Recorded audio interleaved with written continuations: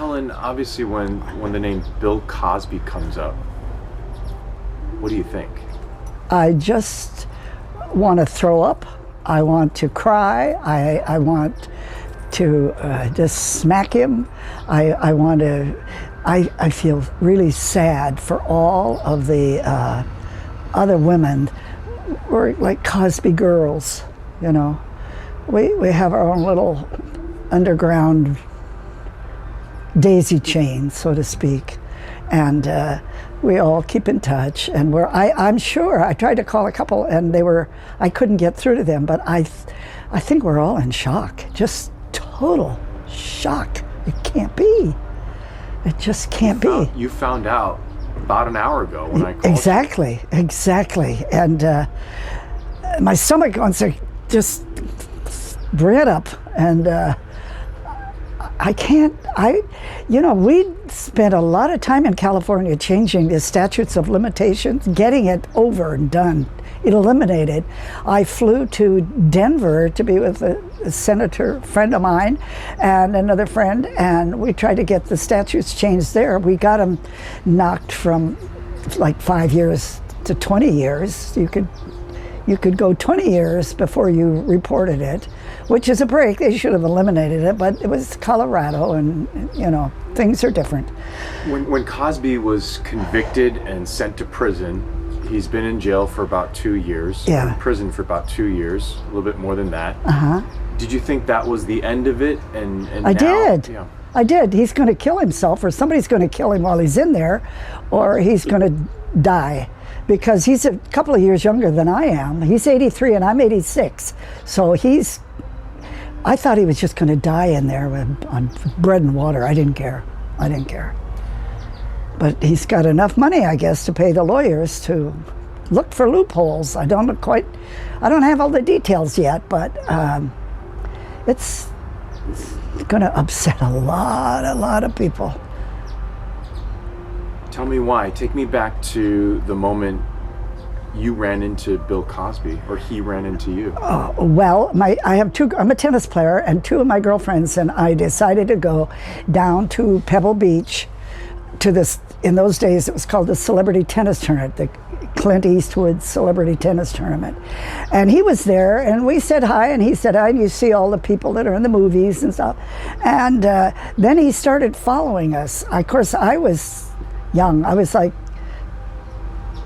I don't know how old I was, in my 30s, and I was dark and tan and healthy and skinny and everything, and he started going. We would go into bars and out bars and down alleys and up alleys and there in Carmel, and he always found us 2 days. And I remember saying to Gloria Allred, he's just like a predator.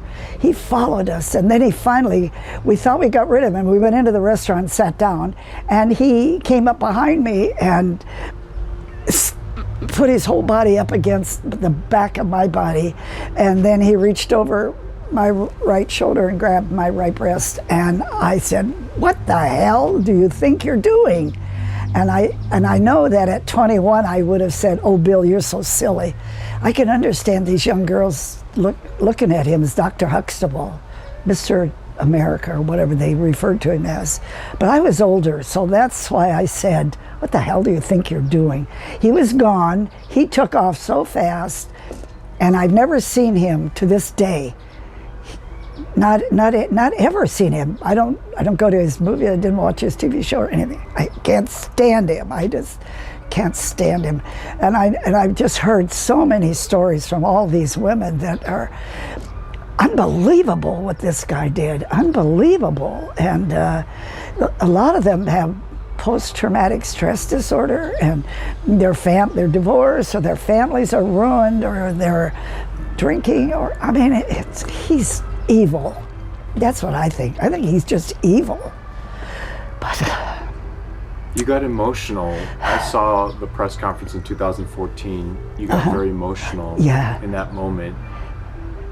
Tell me when you recollect these stories and these events that have happened. Now you're doing it again. I mean, it just, he's just, when I say evil, it brings tears, because he did such awful things. And like Jeffrey Epstein, he had an entourage of people that had codependents or enablers that helped him. You know, you would see a young girl get off the airplane, and she'd be very young, and she'd go to the studio, and he's going to help her be a model or a movie star or whatever, and she's just happy and excited, Dr. Huxtable. And then she'd leave the room privately in his office or wherever, maybe an hour later, and she'd walk out like she'd just been beaten with a baseball bat. And the guy, the limo driver, would take her back to the airport. I mean, what is she gonna do? He said, she said. So she goes home, shuts her mouth. It was Hannibal Buress, the comedian, who got me to say, Bill Cosby, he called him a rapist. And I said, Bill Cosby? And then all of a sudden, all of my old memories back when I was 38 or so started to come to the fold. So you forgot about it? Oh, I just forgot about it. Oh, yeah. I'm a grown woman. I'll deal with this. I never thought it was much to deal with until it started creeping up, and how awful I felt. And then Hannibal Buress was up at a concert, and I went up. I drove my car up there, bought a ticket, went in to see him, and I wanted to talk to him and tell him, you know, you saved my life, because the first thing I did when I read this, I tried to call Inside Edition, and I didn't know how to do it. And then I wrote a letter of text to the Washington Post, I think it is, the big one. And then I just said, I got to talk to somebody about this. And then I just picked up the phone and dialed Gloria Allred and said, I don't know if they're going to make a memorial like the Vietnamese vets for Cosby women. I said, I just want my name there. That was it. That was all I wanted, was to, oh God, this is awful. I just wanted my name on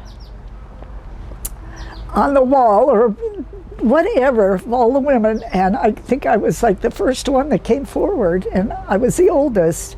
And she said, can you get down here tomorrow? I said, I'll be there. And then it just took off and snowballed, and you know, my picture was in some newspaper in North Africa or South Africa or someplace. I mean, it would just, I still didn't understand until he went to jail, and I met the other women and heard their stories, and then it just upsets me so that it could happen, that he can get out. He deserves to be in there. He's evil. He's just evil. And you have to relive this over and over again. Yeah. And mine isn't as bad as some of the women. Oh, I mean, some of those women have stories that you could go to the deepest, darkest part of a rabbit hole, and your brain wouldn't even come up with the stuff that he thinks of and says and did. Yeah. When you were talking about the Hannibal Buress show that you went to, roughly, was that 10 years ago? When was that? Because you talked about 5 years ago, maybe. Okay. 5 years ago. Before you had that press conference with Gloria Allred, that was like in 2000. No, it was after. Okay. It was after, I think. I think it was. Yeah, because. So what was the first moment when you thought, I have to speak out? When I saw the paper in the Chronicle, and it said Hannibal Buress called Bill Cosby a rapist, and I said, What? Gloria says sexual battery. If you touch any female, any part of her body, it's battery and it's jail time. But I didn't know that at the time. I just thought, you know, we called, I don't know what we called it in the old days, sexual abuse, I don't know. But I just, I don't know. That's what triggered the memory. Yes, that's right. Yeah, I did. I'm in such shock. Hardly. And then you started hearing about other women. I was the first, and then a girl from Denver came over the next day, and another girl from the Valley in LA came over to Gloria's apartment, and then she had the biggest, her office is as big as this whole patio, was filled with cell phones and microphones, and we had a press conference, and that was the beginning. That was the beginning. And I said, he's a predator. What do you think of the MeToo movement? I think anything that is protective of women is wonderful, and I know it still goes on, and I know there are women that still don't want to come out, but they have to. They have to know that we've all done it. We're here to support and love all of you, and we understand it. We'd never say you're lying or you're wrong, but it's hard to get them to speak up, you know. Just has there been progress made? There's been, oh yeah, of course, and but there are so many groups, you know, that you can join that will help you, because it's a stigma. It's PTSD, is that it? Yeah, I still have bad dreams. This morning, you got a call from me. You got a lot of calls and texts from other people. Tell me what. Well, and people have been texting me and giving me the facts as a little. They just said he's getting out of jail, and I would say, I'm shocked. I don't know the details of who let him out. Some judge in a Supreme Court in Philadelphia, I guess, or the little town. You've been getting messages of support. Yeah, oh God, yes, from all the women. I mean, we're like Gorilla Glue, you know. We all support and talk to each other, and yeah, I'm anxious to see as the day goes on,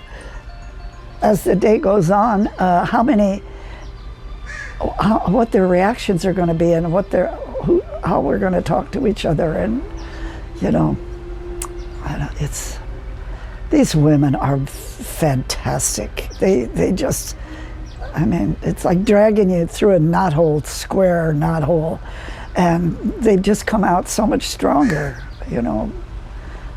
Do you feel like you've come out stronger? Oh my God, yes, because I know it's just like my book. I'm not alone. I always thought I was alone, but I'm not going to tell anybody. Silence. Don't tell anybody, because they'll think you're crazy. And I'm going to hand you this book. That's your book. It's in my book. That's your book. Tell me, in that book, do you talk about Cosby? There is one page that you... Yes. Well, this is a memoir that I wrote 2 years ago. I don't know when I wrote it, but it's on Amazon. And when I told Gloria Allred I was going to write it, she said, "Don't give him a whole chapter. He does not deserve it." I said, "Okay." So should I open it to the page? Yes. Okay. This is the only thing I put in my book.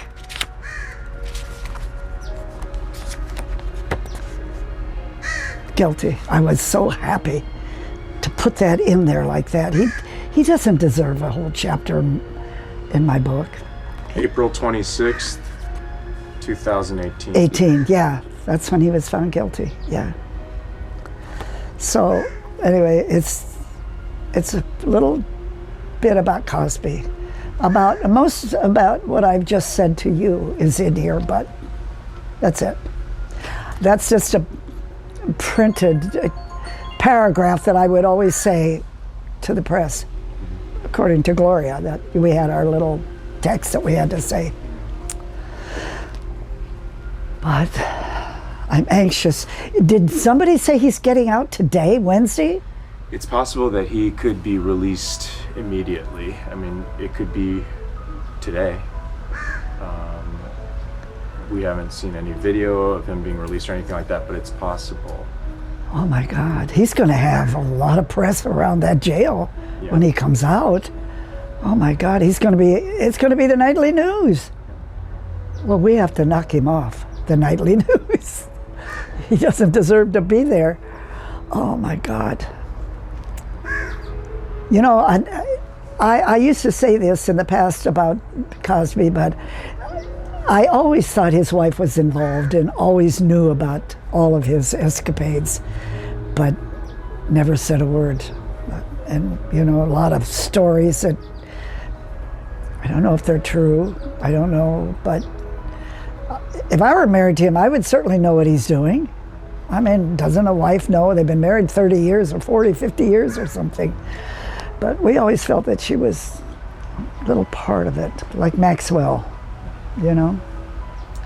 It's unfortunate. Helen, thank you for just sitting down with us. Oh, thank you so much for talking to me. It makes me feel good. Makes me feel good to get it out again and again and again. And I thought I was through with it. But we'll see. We'll see. Yeah. I appreciate you coming, talking to me. Yeah. Yeah.